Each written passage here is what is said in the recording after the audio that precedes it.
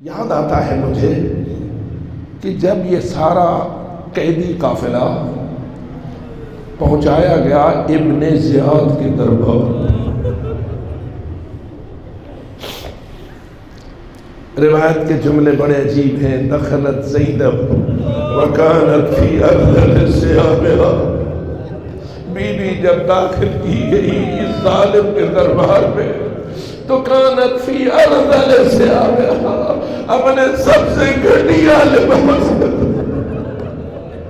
جس سے میں کبھی یہ استفادہ کرتا ہوں کہ اگر امام مظلوم نے اپنے آپ کو شہادت کے لیے ایک خاص لباس میں ملبوس کیا تھا اور دروازے پہ آ کے کہا تھا اختی زینب ایتینی بثوب عتیق، اے میری خواہر زینب مجھے کوئی ایسا پرانا لباس دے دو لا یرغب فیہا احد، جس میں کوئی لالچ نہ رکھے، جس میں کوئی رغبت نہ کرے، جس سے معلوم ہو رہا ہے امام جانتے تھے کہ میرے جنازے کو لوٹ، میری لاش کو لوٹا جائے گا، کچھ تو میرے بدن پہ ایسا رہ جائے جس کو لوٹنے والا بھی پسند نہ کرے۔ اور جب میں اس کو دیکھتا ہوں تو پھر ساتھ دل کہتا ہے یقیناً جب بھائی نے ایسا لباس پہنا ہوگا تو بہن نے بھی ایسا لباس پہنا ہوگا جو قید کے لیے، وہ شہادت کے لیے مناسب لباس تھا، یہ اسارت کے لیے مناسب لباس تھا، یعنی بی بی کسی فاخرہ لباس میں نہ تھی، اس لیے کہ اگر فاخرہ میں ہوتی تو جلدی پہچانی جاتی یہ علی امیر المومنین، اس لیے کانت فی ارذل ثیابہا، انتہائی گھٹیا سا لباس تھا جو بی بی کے بدن اطہر پر تھا، اور لے آیا گیا قیدی قافلے کے اندر ڈال کر اور بٹھا دیا گیا دار الامارہ کے اندر ابن زیاد کے سامنے۔ اور پھر منظر کیا بنا؟ ابن زیاد کا جملہ یہ ہے کہ جب وہ مولا کے سر مقدس کی ہتک سے فارغ ہو،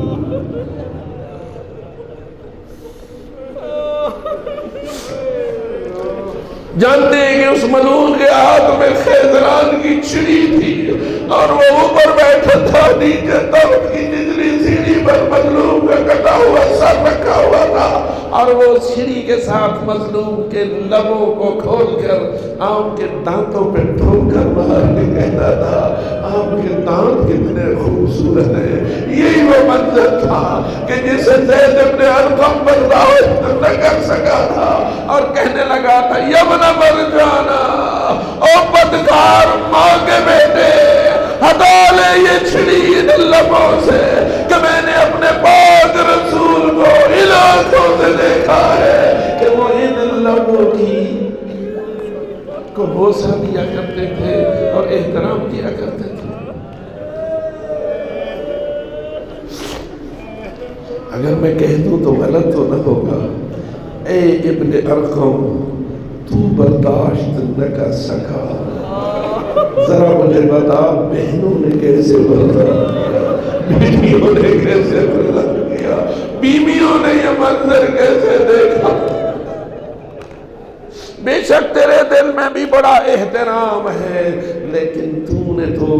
شاید ایک دو مرتبہ دیکھا ہوگا کہ رسول نے ان لبوں کو بوسے دیے تھے، ذرا پوچھنا گھر کے بندوں سے، ذرا پوچھنا بہنوں سے،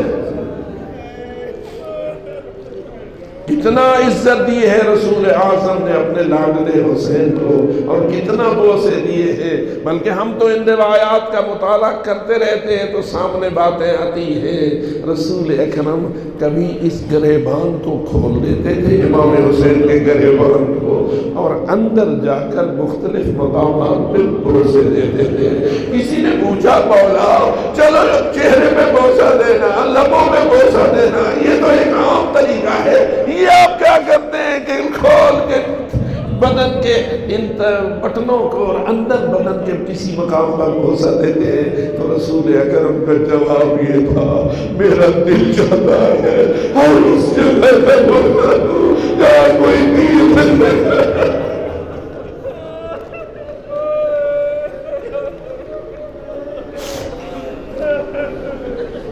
پھر روایت یہ کہتی ہے کہ جب وہ خبیث اس سر مظلوم کی توہین سے فارغ ہوا، اس نے نگاہ اٹھائی تو دیکھا کہ بیویاں قیدی سامنے ہیں۔ اس وقت اس نے کہا من ہذہ من وراء الامام، یہ کون بیوی ہے جو کنیزوں کی پشت کے پیچھے چھپائی ہے؟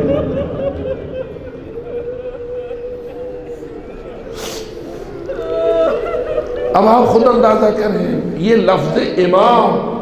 عموماً کنیزوں کے لیے استعمال ہوتا ہے۔ اب وہ کنیزیں دو قسم کی ہو سکتی ہیں، ایک وہ جو تھیں تو آزاد عورتیں لیکن مولا کی کنیز شمار ہوتی تھی، اور ایک وہ جو اس زمانے میں کنیزیں ہوا کرتی تھی، وہ خاندان رسول کی بھی تھی، قیدی تو وہ بھی ہو گئی تھی، لیکن اب بیٹھی ہے کنیزوں کے پیچھے، یعنی ان کنیزوں نے اپنے آپ کو آگے بٹھا کر تیری آقا زادی کو کچھ چھپانے کی کوشش کی تھی، کچھ پیچھے چھپانے کی کوشش کی تھی، لیکن بیوی کی عظمت اور بیوی کی شان اتنی بلند تھی کہ بیویوں کا یا کنیزوں کا پیچھے چھپانا ہی بتا رہا تھا یہ کوئی عظیم خاتون ہے جس کو دوسری خواتین چھپانے کی کوشش کر رہی ہے۔ یہی وجہ ہے کہ اس نے جب کہا من ہذہ من وراء الامام، ایک مرتبہ کہا جواب نہ دیا گیا، دوبارہ کہا جواب نہ دیا گیا، جب اس نے تیسری مرتبہ انتہائی درست زبان میں یہ جملہ کہا تو ایک کنیز بولی ہذہ زینب بنت فاطمہ بنت رسول اللہ۔ میں کہا کرتا ہوں اے زمین تو پھٹ کیوں گئے، اے آسمان تو ٹوٹ کیوں گیا، اس بڑے بدماشوں کے دربار میں، قاتلوں کے دربار میں بیوی کا نام لیا۔ اور اس کے بعد اس خبیث نے جو انداز سخن استعمال کیا، اس کا جواب تو بیوی دیتی رہی کیونکہ اس کے انداز سخن میں دین کی مخالفت تھی، اسلام کی مخالفت تھی۔ کہنے لگا شکر ہے اس اللہ کا جس نے تمہیں قتل کیا،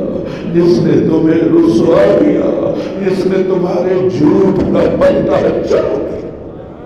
اب ذرا بتا بیوی کا جگر کتنا زخمی ہوا ہوگا یہ لفظیں سن کر، اور بیوی نے جواب میں کہا شکر ہے اس اللہ کا جس نے ہمارے مردوں کو شہادت کا مقام عطا فرمایا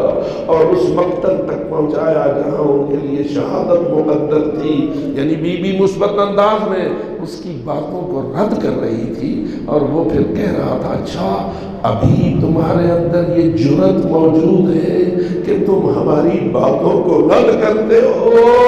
اور اس وقت حضرت سجاد بولے تھے اور فرمایا تھا کم تحتک عمتی بین من یعرفها ومن لا یعرفها، کب تک میری پھوپھی کی حتق کرتے رہو، مجمع میں کوئی جانتا ہے کوئی نہیں جانتا ہے۔ جب مولا نے یہ کہا تھا تو اس کا روح سخن امام سجاد کی طرف مڑ گیا تھا اور پھر پوچھا تھا تو کون ہے؟ کہا میں علی بن الحسین ہوں۔ کہا علی بن الحسین کربلا میں اللہ نے اسے قتل نہیں کر دیا؟ تو جواب میں کہا میرا ایک بھائی تھا جس کا نام علی تھا، اسے ظالموں نے قتل کر دیا ہے۔ اس طرز گفتگو پہ بھی وہ سیخوا ہوا اور پھر اس نے ایک جلاد کو حکم دیا اٹھو اس بیمار کا سر قلم کرو۔ جلاد اٹھا ہی تھا کہ زینب کبریٰ بڑھ کے جلاد سے پہلے سجاد کی گردن پہ گردن رکھ چکی تھی اور فرما رہی تھی پہلے مجھے قتل۔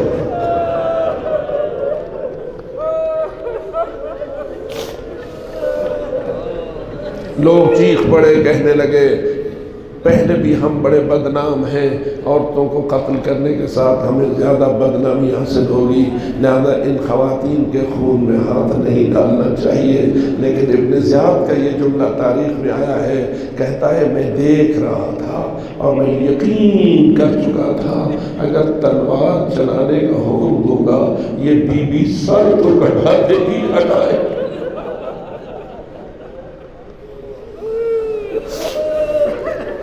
بس میرا آ کے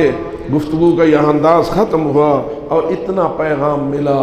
آیا زینب کبریٰ صاحب کرامت نہ تھی؟ آیا زینب عالیہ مستجاب الدعوات بی بی نہ تھی؟ ہم تو آج بھی ایمان رکھتے ہیں، جاتے ہیں ان کی مزارات مقدسہ پر، ان کے تبسم سے دعائیں مانگتے ہیں اور ہماری دعائیں قبول ہو جاتی ہیں 1400 سال بعد۔ جس کا تبسم آج بھی دعاؤں کی قبولیت کا وسیلہ بنتا ہے، بتا وہ بی بی خود مستجاب الدعوات نہ تھی، صاحب کرامت نہ تھی؟ یقیناً تھی، لیکن پھر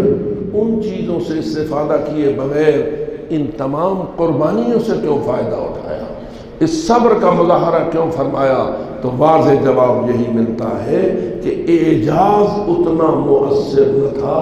جتنا قربانی مؤثر تھی، اعجاز ظاہری اتنا مؤثر نہ تھا جتنا صبر مؤثر تھا۔ آج اگر ہم لوگ وابستہ ہیں اس خاندان کے ساتھ تو ان کے ان کمالات کی وجہ سے وابستہ ہے، اور ان کی ان بلند کرداریوں کی وجہ سے مؤثر ہے کہ وہ وابستہ ہے کہ جو کسی اور میں ہمیں نہ دکھائی دی ہیں نہ دکھائی دی سکتی ہیں۔